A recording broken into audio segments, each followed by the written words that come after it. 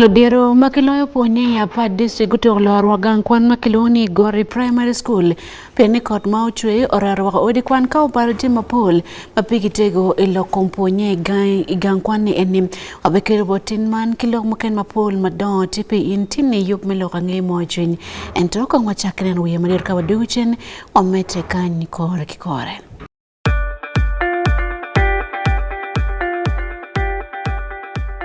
At least the one thing for now we can all agree on is the soap to use. He likes that it's big and lasts long. Anti-economy. I like that it keeps my skin smooth. Ate alina echovu. And the children like that. It smells amazing.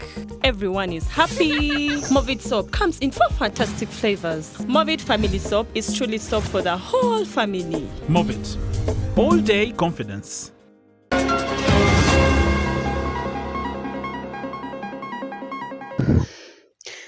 Lodiero maloyo puonye gutolo rwagang kwan Gori Primary School mati Buja Sub-County kot ma ochwe mateko porwi odi kwan ka obalo Jimapol me puonye ya chaki me chabit ni. Yaw ni chako biro iputo diri zano eno ko. Wando to yaw ana wata chama gengo diri zano.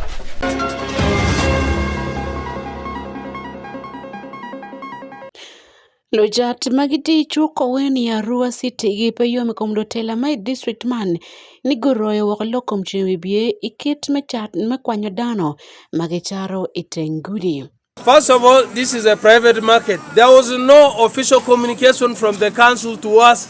Amore mateka ni Sunday ya komotin ni chiangwen nde piaru ya bichel medremia dek imwa ali bare piru bichel anwe botina ni Sunday ya komo ene yup melokange mochwin karbotin ki wanlu television. Lodiro makiloyo fonye Jamakati district lo compare mapora ture chiande kute olorwa kupituro gangkwan makiloni Gori Primary School mati Buja Sub-County apart district kot mochwe matek bala waka odi kwan kidung jemo kena pigi tego kena beno bede odi polo ponye ke jemo kena me ponye eni gangkwan ni eni kot mochwe kena kachawa bit mo tieno mani diwo mechiario no bala Jimapol kabene opurbi odi kwan kaichara tele beno bala odi pede kabit mo kene okele bena topa ngaratil ka wandan mapola ta eninge kot mochwe mateke yamune na jot mamewa Jasper Gwel ticket report mo yubudoge pe in yup melokange mochwan man elokange mochwin chan mo bino inge kot mochwe mateke Buja Sub-County.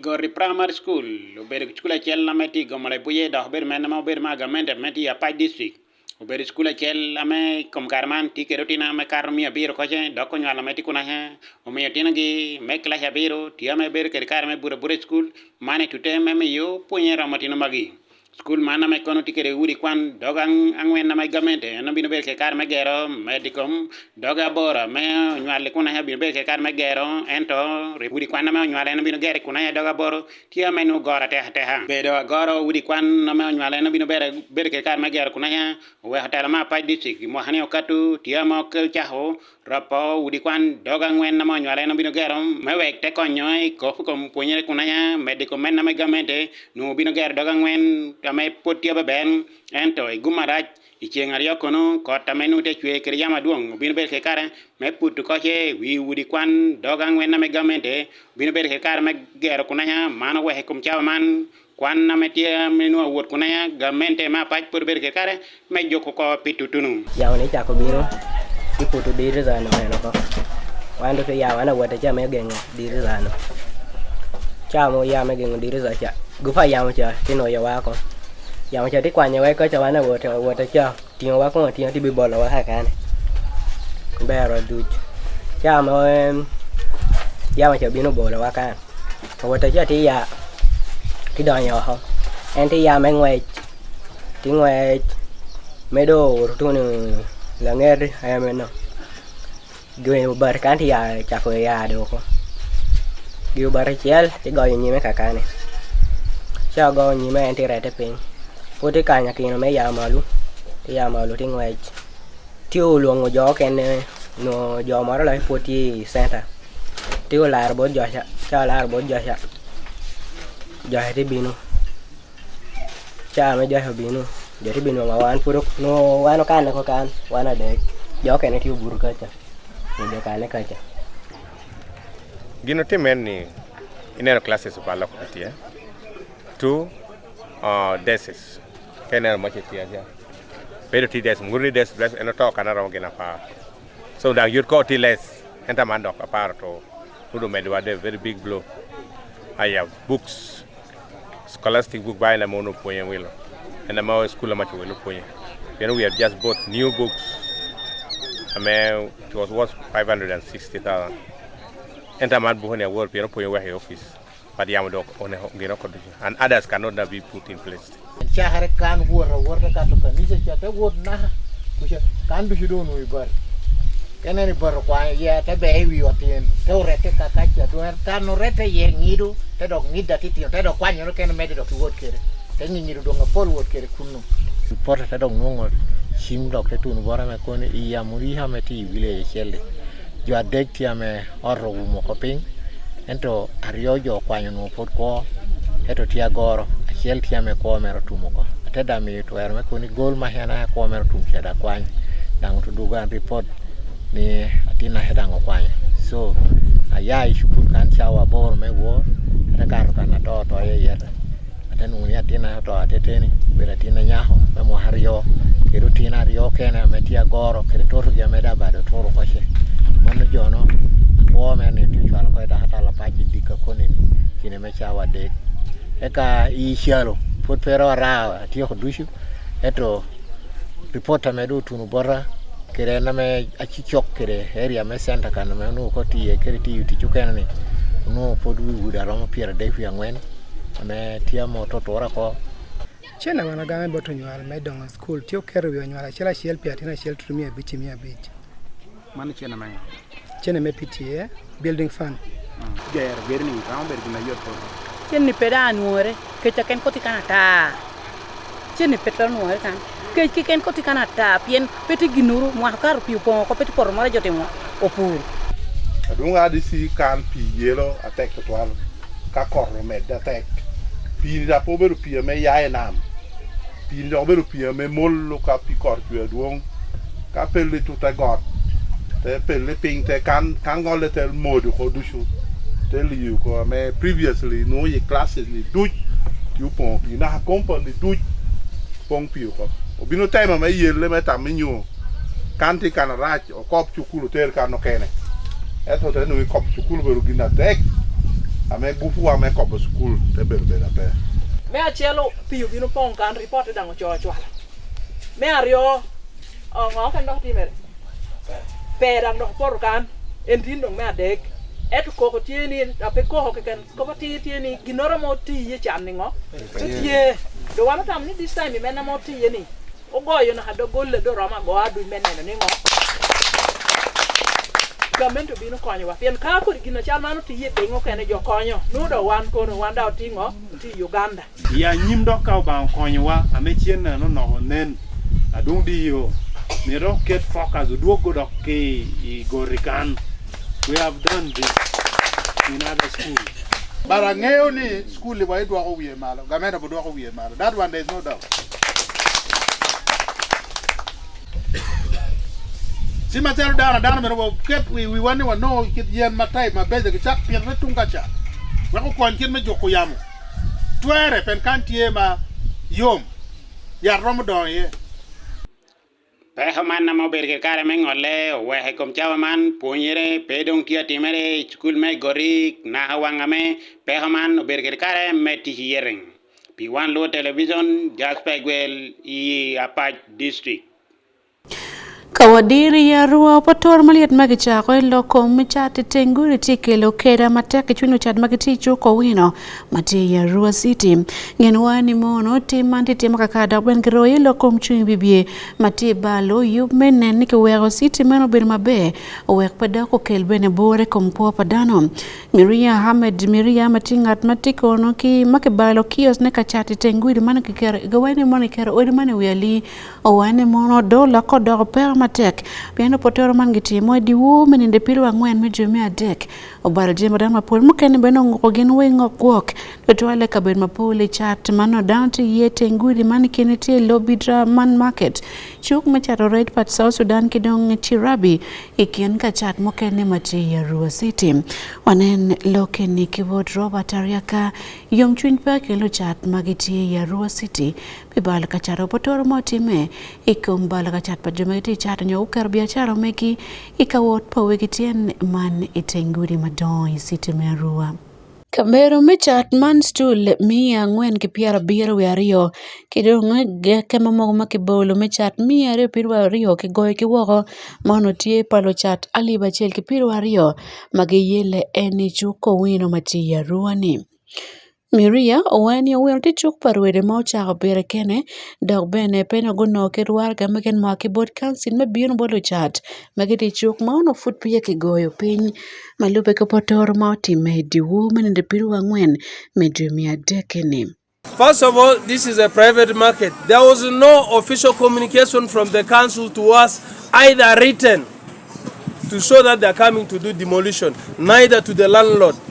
It was just effected on the night of the 24th at around 1 a.m. in the night. That's when hooligans came in. Some of the people who came to vandalize, we know them. These are notorious thieves who have been here, who have now collaborated with the local government. I could even mention names. En beno wani mono potor market man maria madano mi ono bildi ching ento pedi wo piene mono bare mia chil piar buen mwake office of prime minister make miyo bolo chat make tiyo wino bene kibalo giwoko. And we have our iron seats, 190 iron seats that were given to us by OPM. They have been vandalized here. And tomorrow we'll also begin to track us for us to give them accountability of the iron seats. It was vandalized and they stole everything here. Nafsi Zulaika la koinko kom papati NRM ya Arua Central mabene tie kangat matil matimo biachara kien mon owani mono goyo chatman ni nyoka chatio berlo kom chibibie makete maikom dano magichwao pati NRM. Endoko kikom ludire magiti ya Arua Central kenetie Kemis Muzaid matie ngat machwako party FDC dok dek tutwal wang luchwak party NRM. Zulaika wene mono jen mapol machara ben ka yagge waka diwo dok bene barge kwalgi kone gamente ayom miyo konmo aki office for prime minister. The thing is we packed on store, they've stolen all of our clothes. Even what I said the government has given to us, they have all stolen them. As by now we remain with nothing with our empty hands. And we work with loan. We pick the bill from the customer, you sell it, you take the refund back the money to the owner. Egar matika gamo lok ni mon ke roya wala kere mi chiwi bie eni lok me goye ka chat me chuko wino ni me ya Kemis Muzaid owani mono MP mabenti MP magayer enyen pilwak ma ya Arua Central Division owani mon rukcha meti upotono akibod gangal dok bene obedo rukcha pa President Yoweri Museveni gin gi kere mene tita kere ken omier koko pedo beri kom gin. Kampala. It has happened in River. It has happened in Gulu. It has happened in Bahara. It has happened everywhere. It is a presidential directive. Am I the one doing those? That's the defeat, the hangover. This is never political. Waragamoa keyboard gankale kichoe bot kao town clerk kimaiji gisiti gidong municipality menene mono kilobo chiek wenga keritit weke nene kilobo rukta Miriam Olocha Titengudi. Ikindi mukene mai kariye rukta yo bedo kwani wako chali palo chung wenki bene gwoko leo mechuk nino kinino manoke yubu leo ne wauntiano kio diko duju kero chiek witi kinmano chiek omiaro bed kwele loko mwoko leo ikabedo palwak wero odi kibene nene kabedo me wuot pa wegitian omiaro betie kabene kimenyo pingti maleng man maj mamiaro bedo Tenguru betie kar ke kare kimokene Dr. Kachat duju mati city man omiaro betie maoromo weke gwok bebedo kidong leo meka bedo mati city. Pelorange mo chwenye e Waluo television Robert Ariaka ki Arua. Dulme Total Energies otioro chakabero mono gen gwo ye mo man der nyagulme gwo ko mo mati jinja e kar man dong ti te rome kan enim gen giti kabero me gwo ko mo kedong man gas mati jinja dok man no tiro nyoto kertin Total Energies e loko mayopo mo por mati tiguri panywale Uganda kibene kero mad mabe man ki gas magiti kwere chuo mado kedong mo ken ben metero e pachi padano e lobo Uganda. Dennis Oringo limo kabirma mati jinja wanen kong iyubman ilukange mo juin en kelima tudnolo mo timika gwako mo kidong gas padul me Total Energies Uganda. 3, 2, 1.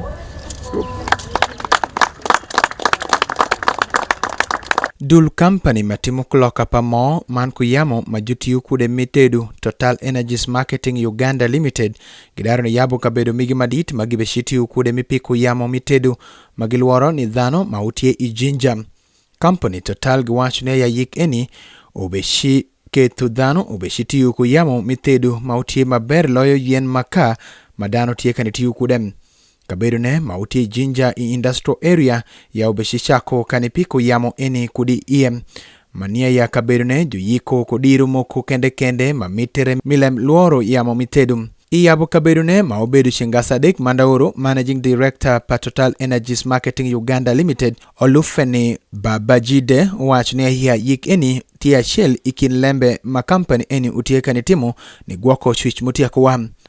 The plant is not actually new. It has been in existence since 2008. But in 2021, we decided to do some upgrades to the plant and we started an upgrade project, which was completed last year into this year. And that is why we're here for the commissioning. How big is it? What do you do here exactly? Okay, so in terms of size, the plant sits on about 5 acres of land. We have some of it that we're using for the actual production today, but some of it is not in use.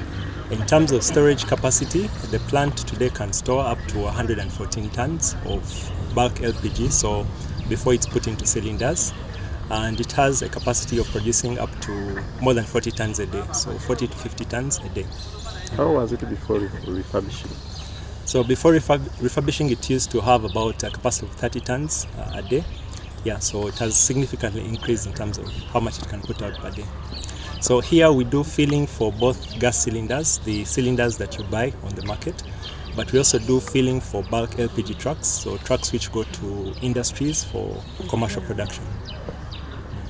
There is a fear that the war Abembem mokende magibede yik eni ubedo mego biova aboku mautieja lob wang president pa company Total Energies pi Eastman Central Africa maiwachne ya gitie ko yik mimiko yamo mitedo ni dhano maromo million daka shell mautie ngomba Africa man ko ngom India. Ambassador Stephen Kaboyo maubedo welo mira wara yik eni maiwachne ya eni utie kite ma government mingome Uganda utie kanemithu kudeni ya omako dhano gibet kukare mitiyo kumash maber manyotungo chwich mutia kuwa manuango gitie kanitiyo ko gas. Our leadership for this huge investment. I heard from FEMI numbers, $4.6 million. That's not small change by all means. And this comes at a stage where our country is at crossroads trying to forge the way ahead in terms of clean energy going forward. I think it complements the energy sector of Uganda. As you know, LPG is a critical energy source for the country. It's important in terms of providing cleaner cooking energy for the nation. And so this plant is another investment that's needed for the nation and complements everything that's being done in that regard. And so we're excited that along with Total, who are our partners in the upstream, will be able to provide gas produced locally in Uganda to the Ugandan public and further enhancing our access to LPG, which, as I mentioned, is a very critical source of energy in our energy ecosystem. Jesse Egesa ma utie ng'at maneno wi chuma pa Total Energies eni kudi jinja owachone ya chuma eni utie ing'om malach pare utie ekta abish ma yik migiero kabedone ushaki oral fario kuda par wi abusiel man utum i oromokadhu oral fario kupirario wi abish. Pilabangea ma uchwiny i One Luo TV Oringi Dennis kudi jinja. Awawero meno dulmanelo kumnuria yela Uganda man ite United Nations go wane pira tekniki kachel weke nong la gamari la bedna rapilo komli matima kolo kumnuria yela dan mapul futika riyankedoni Uganda me bero teo kono kemokene magitiluria yela logmaro karkachakame piru wa bich makilwani mono Comprehensive Refugee Response Framework ikachoke moti me Sheraton Hotel mati Kampala la wang UNHCR Uganda Jason Hebs owani mono komlim te permadet kom gwakolunya yela Uganda ikan man magngolo wa kon mapol pelo kom cham yo kon mayot kom kidong ponye pelunya yela magitilo wo Uganda wanen kong lokeni pe inne yub melorange mochwin Hiloke yumetian Piero Abich makiluni Comprehensive Refugee Response Framework manya malore kom la gamma dong Piera takloi peluria yele magabini Uganda ki Sheraton Hotel la wang dul me UNHCR Uganda man Jason Hebs owe Piera takmen nong la gamma ri la bednaga pelo kom lim piani mono chende mamiete peluria yela pedong tila gamma miete kin karmana kakarmeke nong yo mandong ri la bednaga pedar mo joluria yela kiloria yela magitika ko i Uganda. La jundwa padul me European Union ni Uganda Jean Sadek oparo matek Uganda penena ken me gwakloria yela madong pigi tego dak magipo loyo kichema per tek magwako dan marum magitika ko i lobo Uganda kan.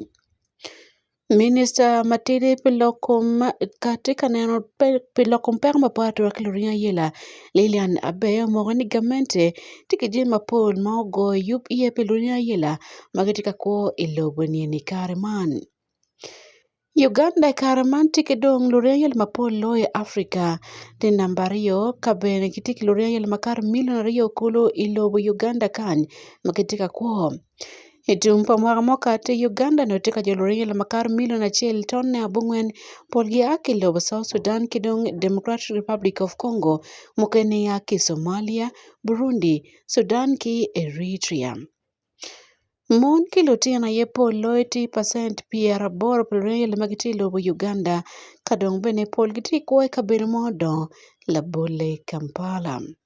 Dul me UN go ila bokat ki yo mati make go me yup mabe pe gwakolonya la Uganda o boloka doro pero dok pol karam kelo per ma pol bene bot anywale Uganda ka chepe kene lokman wegin mapia tekatwale ilokom lima ake woko bolu mikony me gwako dano ilokom cham ponye kidong bebero. Pelo wange mochwin e One Luo Television ania Sunday Akumo.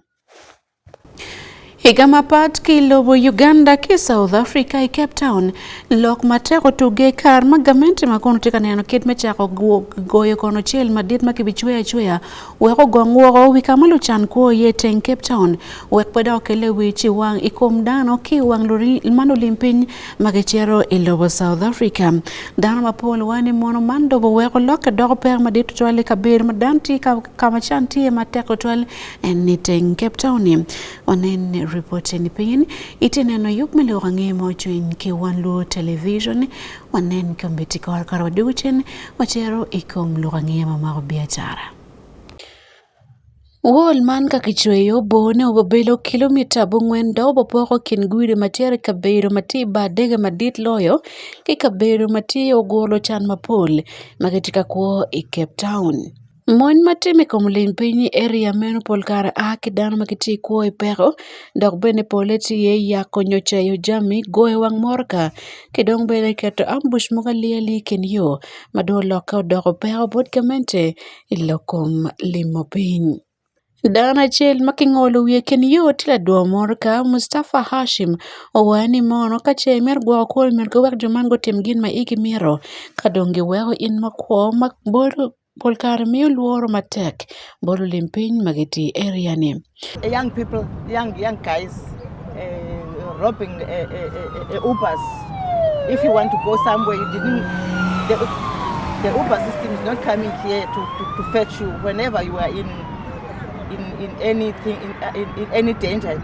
And I'm in danger now because I see some people around us looking at us. But for us, the commuters here, I don't think it will assist us because, you know, those the perpetrators will be with us mostly here this side, and everything will revolve around us. The main thing that I think can help is the involvement of the law enforcement agencies, police. City man bene omiyo kono kwena pe plan megedo en wall man ma butero million rand $114 matie $1 million biro megedo kono chele project magichaka duma pawi ariyo ingene kodako mo area meno man iyo matero ibadege madit matie en Cape Town man South Africa. Ugedo man bone malo bedo mita dek man futi apa weko gwak dano ilokum luwot ki dano ken ma ikeme ki per mapol man iching do timaranyi magingolo wi dano ikin yuni. Dano area makiloni mono nyanga igipeyo mpiano mono pol karo ber kapore ching dano magi ento gen wani mono chwe chil mono pobo koni ketimo gen mo iken piani cheli eni popo gen wot pa dano onyomiri marajo matie en ichwin dano makibola rani ikom luwot ken yo tere ni. Ikin dwe mia pa kia pa wiyario memwa mokati lo dira bili magiti nyanga police station go ni mono wilmeti mobile ka yar ken yoro doko polo ikin kare mane South Africa malupe kite book pa bili pelo kange mo chwin e One Luo television ania Sunday Yakumo.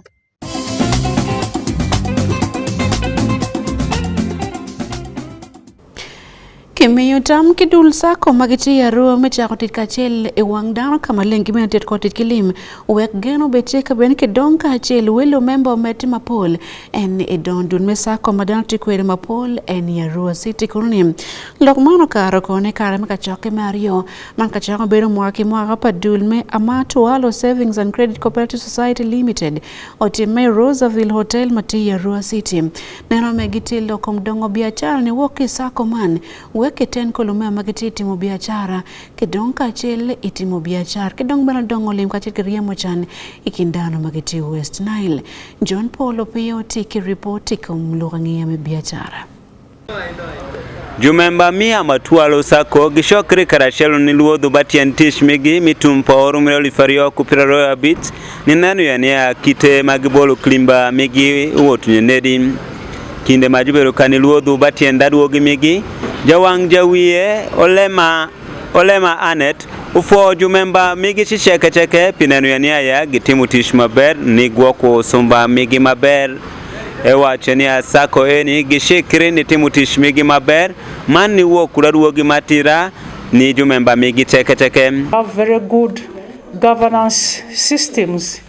We are very transparent, we are accountable, and we always report back to the members through AGM. We have WhatsApp where we interact with them and we consult with our members. This has made us strong, and we are moving stronger every other time because we are open and we are also committed to ensure that our funds grow. Janen Willem Kuloka pa government zo Yarua City jobela iko ufo sako ne makwe pitimutish migi maber man pigwo kubuku migi maleng mekwa odhano chisheke matungtung nikie onying VSLA migi nidoku sako karaginwang aduogi maber. But a good number of VSLAs are not registered by CDOs. Even if they are registered, they are not formal. They are not known in the corridors of law. So therefore their activities are regulated informally. That's why sometimes at the end of the year you hear some of the birds are captured or money is stolen. That's common with the VSLAs. While cooperatives, as we look at them, they are hybrid businesses. They are bigger than companies. So something that's hybrid is hybrid. For them to be sustainable, one, we need to have them follow the laws. And it's in cooperatives where trust is sold world over. Ngaka Brian mutie jara gorpa amatua lusako uwe shiwilembe magiketu yek magibeshitimo kude tishmigi mi oru mawang ni oreli fario kupiraro ya busiel kumai. The SACCO AGM has approved for the SACCO to go out and get a facility of close up to 100 million, and this we are looking forward to microfinance support center. We have received the amendments of our policies, that's both the loan and the savings, which is making it easier for members to access loans, but also to do their savings. This is one of the main work plan has been approved, and so we have a very prosperous 2026, I believe. Please join the bond wagon. This is a wagon that will not leave you anywhere. We have working documents approved at AGM. Duogi megi majuo kure unyuti ya SACCO enu tie kujumemba dakatel pirario ya dek man bende sende magi bola ubedu silingi maromo milion dakareo pirabora maginwanga gak mi milion na pirabora itumpa orumiro lifario kupirario wi abit. P1 Luo TV Opio John Paul Arua City.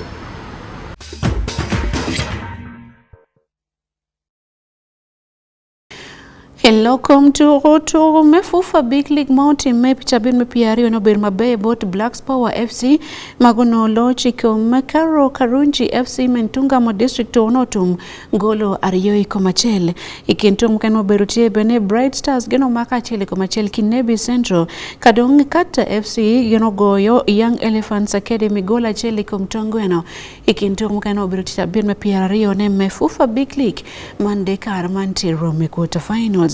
Watieki report la kumtoro ni kibot David Magere. Turu dilo mefufa Big League mano meroteme tumchabet mukarni do tiroteme wari di chabet man tur mapapat ma meroteme pi chabet me piarario imwara turu alibario gipiru beach el matika waranyim ikin turu mober maliat aye turu ikin Blacks Power Football Club Melera City kamagen go makagi karo karunji me ntunga mu town council turu muku matek tutwali chiandero tiano kama Blacks Power lo turu meno golo ari kumachel Karibet nigo chero katuro chen kama loyo turu gichen yelo giadada ye ikin teams mukene ma gi aki kumalme Uganda. Blacks Power beriki gum matek tutwal kon la lokpa club man waini pe gum keken eno tij magetim matek mo wel gen gino loj meno kama gen go chanyo karu karunji gola rio iko machel turu mauti megi chamate playground matie Ntunga mu town council Ntunga mu district Andrea Ogwal geniket Elias Onyu ayegu morogolo meno ideke rachel keken minu jituru machiel ke deke rapa minu jituru meno maomi oloch bot team mano giti welu bot Ntunga mu bot karo karunji inoni Ogwalo ero moro dekera ero moro chona ideke rachel karma ki ngole dilo mabe tutwal chi eno yewe ye kenika dek yewe ye maomi yomchwin matek tutwal bolo chwak turu bolo chwak team Blacks Power mano go woro kanero turu meno inge dekera bungwen keken kono inge moro meno kono bene inoni Onyo moro golo mena Mario dekera pa kama eno yoro dilo mabe tutwal mo wero luwele ni gutiera nyimki gola rio karu karunji unayane pinge obubale matek tutwal go temo yele kwe para nuchuturu machelo tumworo magen pego no golo mo keken kare mago dugu nuchuturu Mario kono inoni karu karunji kono kero liar matek tutwal kama lu chwaro dilo mano go pongi bim ipajma megi kubedu kamero loye matek tutwal wero lu turugo jion komgi kago no golo achel itumpa turu meno ma wero la ngol turu kelo turu meno ya gikne kon Blacks Power woro ki points adek ki chien kama gien guno iloj maguno iyo mayot tutwal abelo gwang la lokpa Blacks Power nyola kupkin Blacks Power Football Club ke luak kono oterni loj meno obino bodgi atira piano ge chiero mage cheke nika ningo iwangeni omergen ginong loj piano neno ge time don Uganda Premier League mo atoro manyen chidong kapege tika loyo no nyuri kergi me chiero kunu be la ping tutwal inoni karibeti Blacks Power lo to man kono man footwear ge gak inambari wi mecha mifufa Big League points pia dek pia bicheli to piario kono tima go go ni karu karunji gen ben ge gak inamba pa wi angwen mani relegation zone ki points piario wi achiel ikintu mo kene kono mo berutie bene tutwale teams ma agi ko malame Uganda nyo Greater North kono man ifufa Big League match de 20 nyo chabet me piario inoni paida Black Angels Gien go mar mach matek tutwal e ching Tugazaze Football Club turmoteme ki Kampala City. Kit meno bene Nebi Central karma gien go cherchen katuru ki Bright Star Solitico gien go marke golo acheli kumachiel kadon ki boye gerere Kampala City kadda Football Club Otono Young Elephants Academy Minwa District golo acheli kumnil. Lorange kumturu Iwan Luo TV David Magere. Metweyone turumuken magwati ni oberutie turume Pepsi University Football League madekar manti Rome quarter final en memwagani enim turu berutie ken Uganda Matters mago turuma achel ki Mutesoro University turuno tumgolo achel ikum ariyo tine ni St. Lawrence geno turukin Deja University ki ba kavule kama Anthony Papira kelima tuta dogi turuman makarobotin eyup melurange mojoin. Turume University Football League tie ka time do o level me quarter final mado tayaro ni na der makwai tura der mapapat wengdo timero tinni waneno St. Lawrence University magen gut werwegi pajo gen gu goyo team man min Deja University goals ario ekomachiel maotime ki bagi madid matiki kavule iba mi St. Lawrence University. Ituruma achel mi quarter final mo bede ken Bugema University ke Kampala University utum gola chel ikomachiel kedong turuma rio berula wo mawaneno team man mi Uganda Mata University gen guturuke Mutesa Royal University maotimeke inkozi mumpiji edikal madit pa Uganda Matters University turuman kono utum gola rio ikomachiel mawegi pajo tal Uganda Matters University ene guloyo dire matacha bichi no watenanos quarter final ma ngwen nedong meno beri kin team man me Kuma University ka chelke Kumba University mateka temeke Kuma district turumante dulema chel tien lokeni chabet manyen ka jomo turu gang paluore e chabeta nyen genong jolo jomo go turu bodgi e dikan ma megge chalo Deja University genong dak paju kon ge jolo St. Lawrence University menene ka geromo nongo Rizal matero ga nyim kadong Kuma University dire mage turu ke Kumba chabet manyen no gen tika turu e bapa Kumba mati Entebbe Road kadong Bugema University genong cheroro e dikal pati man me Kampala University idul tourne Mario kadong timme Uganda Matters University dul tour Mario gen benegi cherro edikal madid man pa Mutesa Royal University manonge ikabale Anthony Papira P1 Luo TV. Lanen One Luo Television oya gike yup melorange mocho initini ki One Luo Television tin tiangwen obenwe lorange ene diri chian bichawa achel modiko enyim yup merupintin emakwero kachel kideni soringi an nyasande akumo meteke no yup moken mabiro botin kanki One Luo Television for tutorial pekwana karimene no yup man lopo bene is social media.